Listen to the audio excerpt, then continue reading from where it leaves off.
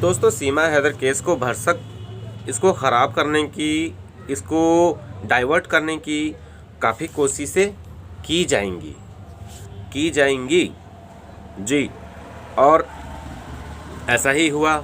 गुलाम हैदर ने 2-3 बार ऐसा स्टेटमेंट दिया कि सबका दिमाग घूम गया।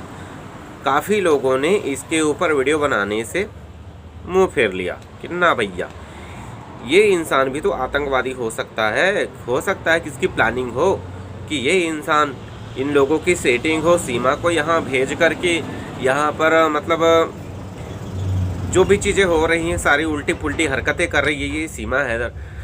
तो इसमें काफ़ी लोगों का ये भी मानना है कि ये आपका आतंकवादियों के साथ मिली हो सकती है, जासूस हो सकती है, ब्ला ब्ला ब्ला, कुछ भी हो सकता है। तो मोमिन सर को भी इस इंसान ने पूरी दुनिया के सामने, चूँकि उनका करीब 40,000 समथिंग उनके फॉलोअर्स हैं, और जो वो जब लाइव आते हैं तो वो उनको देखने के लिए काफ़ी लोग वेट करते हैं कि मोमिन सर आएंगे तो उनको देखेंगे, उनसे कुछ अपडेट मिल जाएगा। तो वहाँ पर मोमिन सर को भी इस इंसान के दिमाग को इतना ज़्यादा डाइवर्ट कर दिया जा चुका था, जिसकी वजह से ये इंसान मोमिन सर के ऊपर चढ़ बैठा, सवाल करने लगा, वो भी उल्टे पुल्टे सवाल, उल्टे पुल्टे उनके जवाब। और वो इंसान मानने के लिए तैयार ही नहीं कि हमने गलत बोला है। उसने ये बोला था कि हमें कोई आपको जानता नहीं था।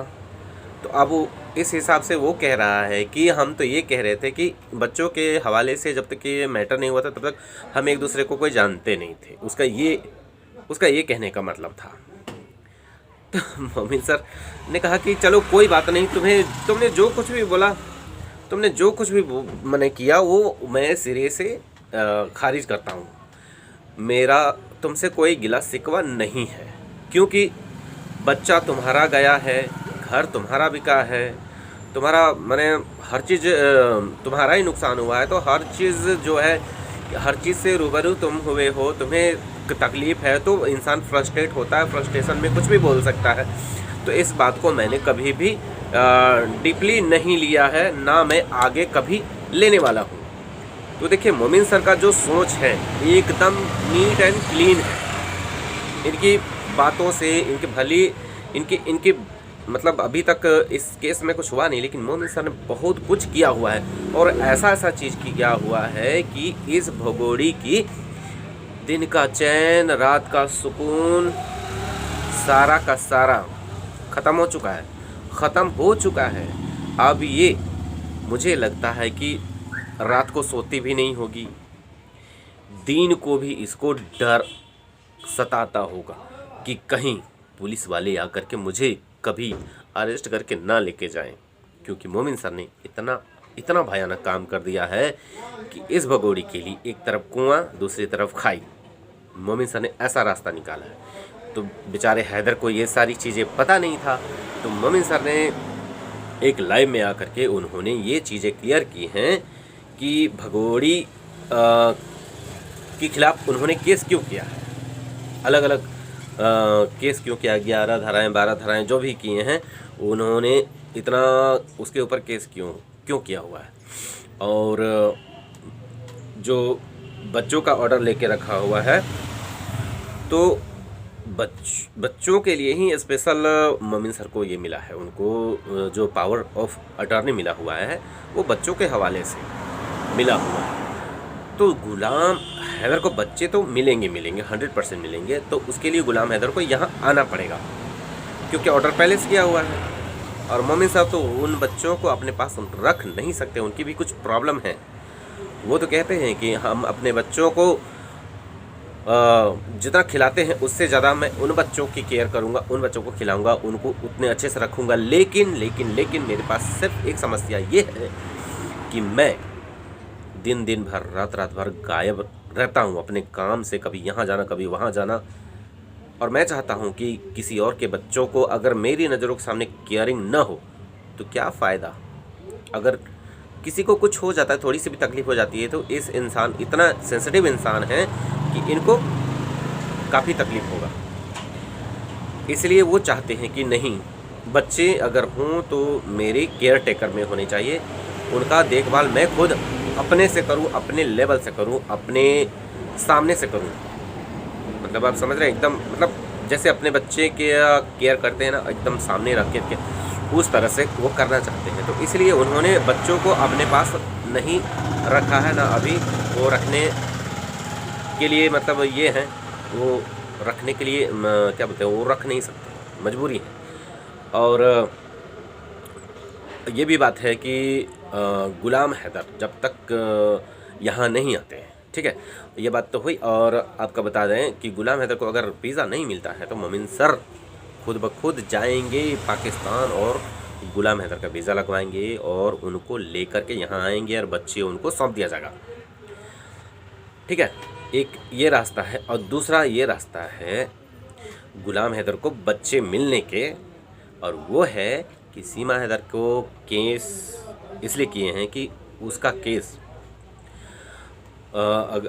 ये होता है, उसको सज़ा मिलती है। केस होने के बाद उसको सज़ा मिलती है, 1 साल 2 साल जो भी साल मिले, क्यों ना मिले, 1 साल 2 साल जो भी मिले। तो उसमें क्या होगा कि कानून यहाँ इंडिया का ऐसा बना हुआ है कि बच्चों को ऑलरेडी उनको डिपोर्ट कर दिया जाएगा। अगर उन बच्चों की माँ जेल चली जाती है तो बच्चों का यहाँ है कौन? कोई नहीं। तो बच्चों का कौन केयर करेगा? तो उसका पिता करेगा। तो पिता कहाँ है? तो वो पाकिस्तान में है, तो वो उनको पाकिस्तान भेज दिया जाएगा उन बच्चों को। तो ये दोनों रास्ते उन्होंने बना दिए हैं। तो गुलाम हैदर को किस बात की टेंशन है भाई? हम मानते हैं टेंशन है, क्यों नहीं होगा। किसी भी बाप के लिए ये बहुत ही असहनीय पीड़ा है, उनको ज़रूर टेंशन होना चाहिए। लेकिन मोमिन सर ने 1 नंबर काम करके दिया हुआ है। तो अब देखते हैं कि पहले कौन सा काम होता है, क्या सीमा जेल जाती है या फिर गुलाम हैदर आता है। दोनों ही सूरतों में फ़ायदा गुलाम हैदर को ही होगा। यूँ आप समझ लीजिए कि दोनों हाथ में लड्डू है गुलाम हैदर के। चाहे ये वाला पहले मिले चाहे ये वाला मिले, लेकिन मिलेगा लड्डू ही। मोमिन सर को देखिए, पर्सनल अटैक किया हुआ है इन लोगों ने, AP सिंह ने और आपका सीमा हैदर ने। सीमा हैदर का तो मान लीजिए बहुत टैलेंटेड है, लेकिन कानून का यहाँ पर कानूनी रूप से कौन उनका साथ दे रहा है, तो ये है AP सिंह। AP सिंह साथ दे रहा है और ये बहुत बड़े बड़े पहुँच को मैंने ये करके रखती है। क्या बोलते हैं, जो बड़े बड़े ऊंचे ऊंचे लेवल के होते हैं ना, उनका नाम लेने लगती है, उनका जप करने लगती है, ताकि उसको कुछ मतलब कुछ रियायत मिल जाए। लेकिन इस भगोड़ी को कुछ पता ही नहीं है। अब ये भगोड़ी अब तो इसको मतलब क्या बोलते हैं, ये अगर यहाँ पर बच्चा पैदा करती है या ना भी करती है तभी इसका कुछ फ़ायदा नहीं होने वाला। अगर बच्चा भी करती है तो उसका बच्चा के साथ उसको जेल जाना पड़ेगा। बच्चा जेल में ही जन्म होगा। और अगर ये क्या बोलते हैं, अगर इसको पहले ही भेज दिया जाता है तो बच्चा लेकर के फिर वहाँ जाएगी, क्योंकि ये बच्चा मतलब ना हिंदुस्तान का होगा ना पाकिस्तान का होगा, किसी का भी नहीं होने वाला है। तो इस भगोड़ी के लिए मुश्किलें बढ़ने वाली हैं और बढ़ने वाली हैं, बढ़ती ही चली जाएंगी। इसका अब कोई उपाय नहीं है, ठीक है। तो बस यही अपडेट था दोस्तों।